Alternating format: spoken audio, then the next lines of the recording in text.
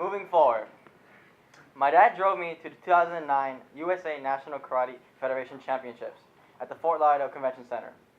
I had been training for months, 5 days a week.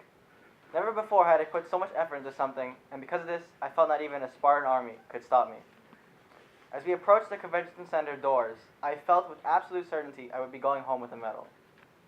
When I pulled the handle of the door, I noticed my reflection in the shimmering window, and I thought, it's time to shine. Dad, how do you think I would do today? I asked. I think you're going to fail, but you never know, he said. My dad thinks second place is the first loser. I shrugged off his pessimistic response and walked into the convention center. The first person I saw inside was Sensei Joey. Sensei Joey was a hardened competitor who had been doing karate for many years, a true inspiration at the dojo. He was a third-degree black belt and was our dojo's competition team coach. I walked over to him and he placed my name tag around my neck. Do your best, he said. He told me to wait for the others to show up so we could all know where we were inside the complex. When our whole team arrived, we walked into the convention hall where the competition was being held. One team united by a single goal, to get the gold. I was 14 at the time. I was a brown belt. My division would not be up for a very long time, so I watched my younger teammates.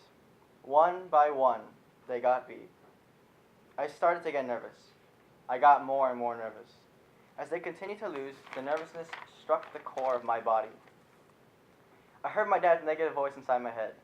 I ran to the bathroom and splashed cold water on my face, but I couldn't shake the nervousness. I walked out, and right in front of the bathroom was Adrian Palmieri. Adrian was one of the very first people I met when I started karate 6 years before. He was an ace competitor back then, and he would drive fear into anyone who competed against him. Now here he was, back in my life as my opponent.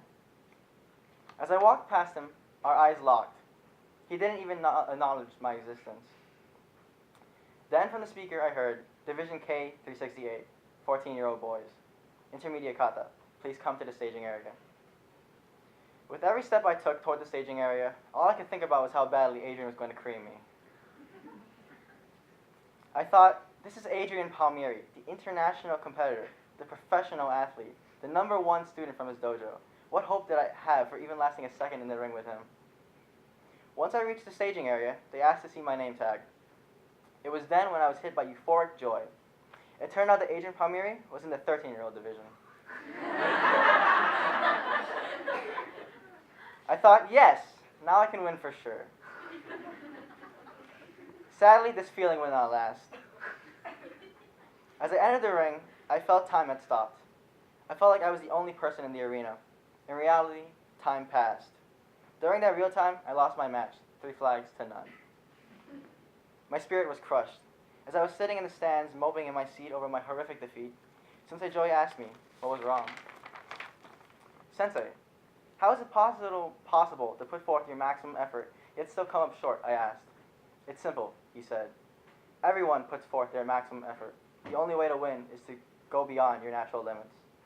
He told me he competed for 10 years straight and lost every single competition.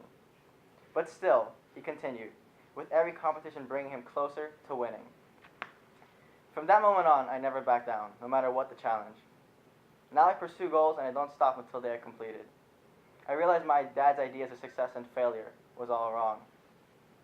Joey taught me the hardest fight in life is moving forward. Once you can move forward, you've won.